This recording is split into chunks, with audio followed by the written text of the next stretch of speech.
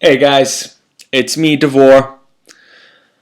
I'll be talking to you guys today about a snippet of Section 2.2 that deals with tracking cars and cell phones. We have discussed non-invasive but revealing search tools that are used by law enforcement agencies and the government. I will be discussing surveillance technologies that apply to all of us on a daily basis, and that is the tracking of our cars and our cell phones. Law enforcement agents track thousands of people's locations each year, from traffic light cameras to passing through a toll booth and even tracking our cell phones. Sometimes these agents have court orders, but other times they don't.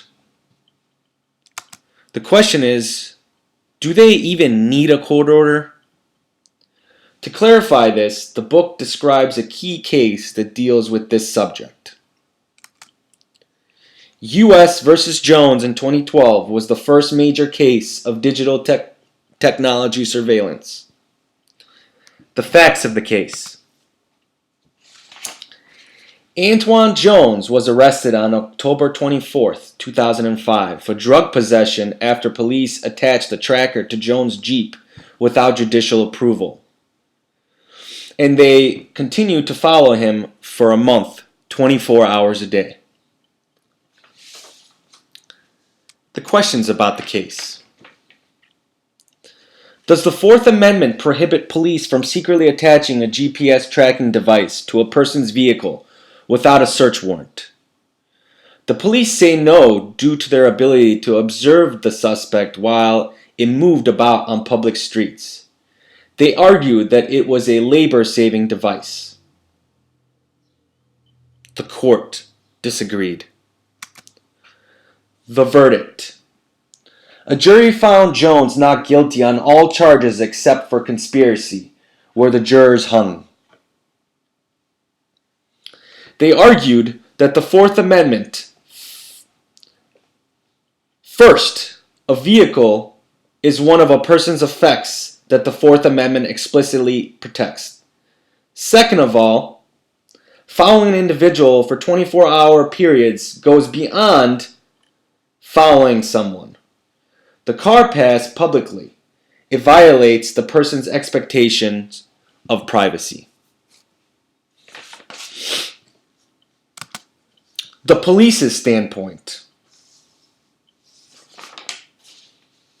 The police argued against the ruling was the vehicle drove around in public view.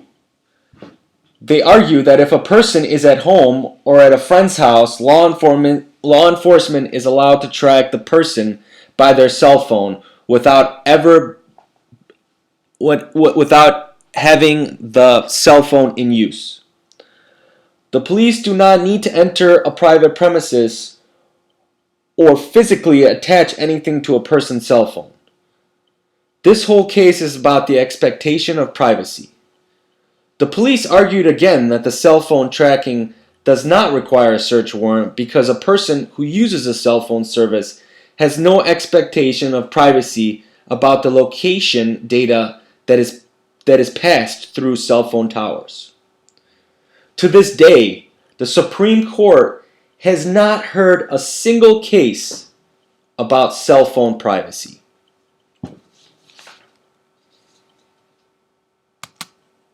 Second try.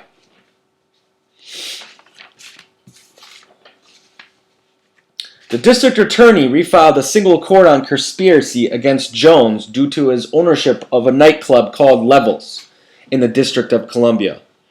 Jones was convicted but a three-judge panel of the U.S. Court of Appeals for the District of Columbia Circuit Court ruled that the Supreme Court specifically stated that in 1983 case regarding the use of a beeper to track a suspect, that they cannot use that to justifiably track a person 24 hours without a warrant.